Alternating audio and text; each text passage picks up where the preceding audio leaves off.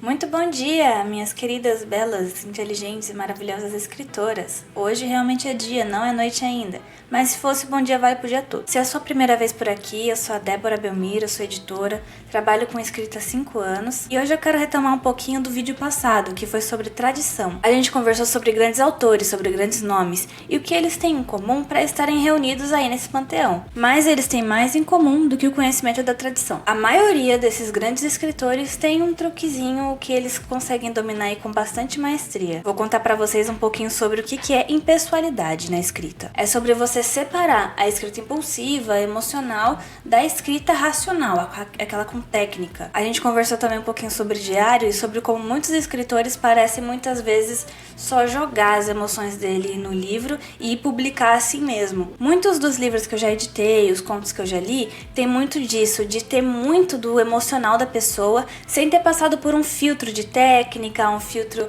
de tenho algo a dizer e eu sei a melhor forma pra fazer isso. E muitas vezes o autor não deixa nem você botar a mão, nem você dar um pitaco, falar, olha só, tem uma forma mais legal de você contar isso aqui.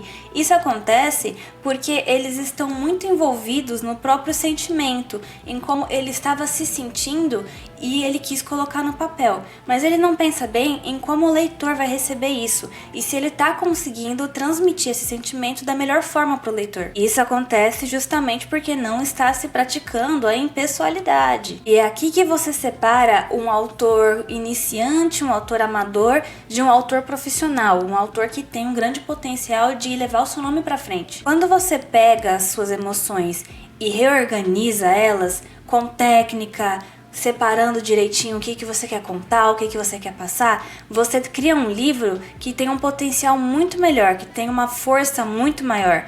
É diferente de você só pegar os seus sentimentos, as suas experiências pessoais e despejar isso no papel de uma forma mais bruta. Porque a obra ela só fica relevante, ela só se torna relevante se ela estiver conversando com outros tempos, com outros leitores e não só com você e com quem sentiu exatamente a mesma coisa que você. Ai, Débora, mas se não é pra eu pegar o meu diário e jogar num doc do Word e entregar pra editora, então o que eu tenho que fazer? Olha, tem uma metáfora do T.S. Eliot, que foi um grande poeta e um grande crítico, que ajuda a entender um pouquinho melhor o que dá pra fazer aí. Ele fala que temos o oxigênio e o dióxido de enxofre. E que esses dois elementos, numa câmara por si só, não acontece nada. Mas, com a presença da platina, eles podem formar o ácido sulfúrico. Então, assim, essa transformação só acontece na presença da platina. Então, se a gente tem só o oxigênio e o dióxido de enxofre, ok, eles estão aqui. Mas se a gente pegar e colocar uma platina no meio, aí eles conseguem fazer o ácido sulfúrico. O que é quimicamente incorreto, tá bom? Porque, na verdade, eu dei uma pesquisada aqui.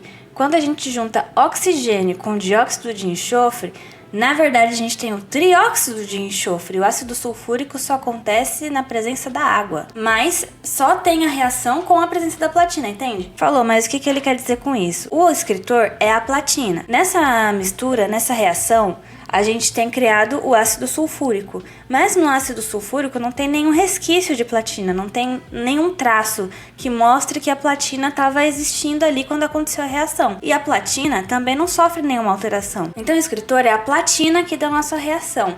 Ele é essencial para que aquela forma aconteça, mas ele não é modificado pela forma e a forma não contém nenhum traço que possa ser ligado diretamente a ele. Então ele está funcionando aqui como um catalisador. O Fernando Pessoa usou essa técnica por toda a sua carreira.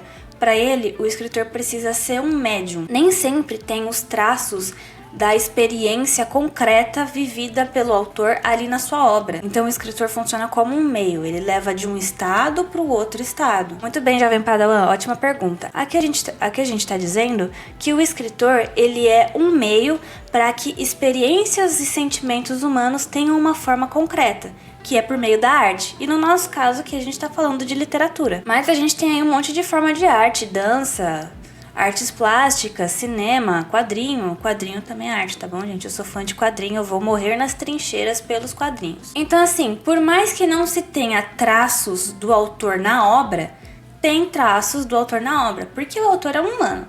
Normalmente eles são humanos, né? Mesmo quando não é humano, tipo ChatGPT. Nossa, gente, como eu já peguei conta de ChatGPT. Pelo amor de Deus, a pessoa não quer escrever, mas ela quer ser escritora, entendeu? Aí ela faz o quê? Ela fala, ChatGPT, monte uma historinha aí pra mim. Aí monta uma historinha ali pra pessoa e a pessoa manda pra editora. E você lê aquilo e fica, Jesus Cristo. Como se a gente não soubesse identificar a escrita de inteligência artificial. Mas enfim, ainda foram humanos que treinaram a inteligência artificial, certo? Muito bem, é um médium entre emoções e experiências humanas para a arte. Então, não vai ter traços especificamente do autor ali, porque o que ele está colocando em sua obra são traços de experiência humana que qualquer pessoa poderia ter.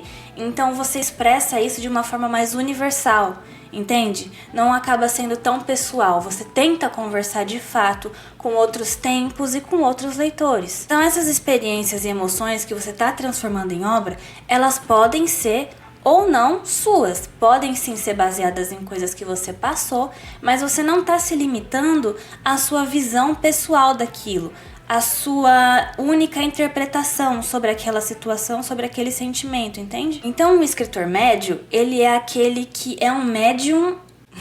Deixa mais claro. Um escritor médio é um médium apenas dele mesmo. Muitas vezes ele faz essa mediação entre emoção e arte sem técnica, sem pensar nas decisões que ele está tomando ali para transformar aquela experiência em uma obra que vai conversar com todo mundo. Então ele não está pensando nisso, ele está pensando só em pôr para fora. Então essa literatura que ela é feita só para o escritor, que ela não tem técnica, ela não é muito pensada a forma que ela vai ter.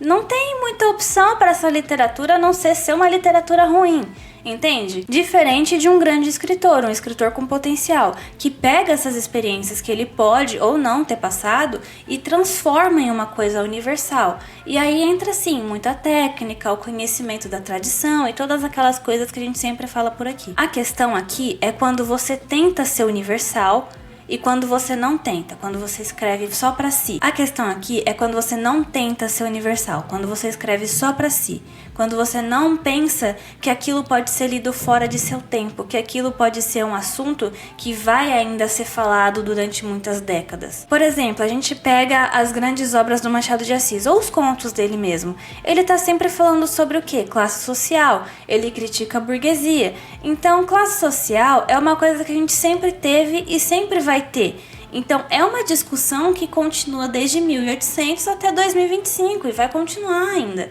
Então, é uma coisa mais atemporal. Então, minha querida escritora, você que sabe que seu nome vai chegar muito longe ainda, que vai atravessar muitas décadas, você precisa ter em mente que a impessoalidade, ela é essencial para você participar da tradição, porque a gente precisa que a sua obra possa conversar com qualquer pessoa em qualquer tempo. O grande escritor, ou no nosso caso, uma grande escritora, ela transforma uma experiência sua, ou não, pode não ser sua necessariamente, em uma coisa universal.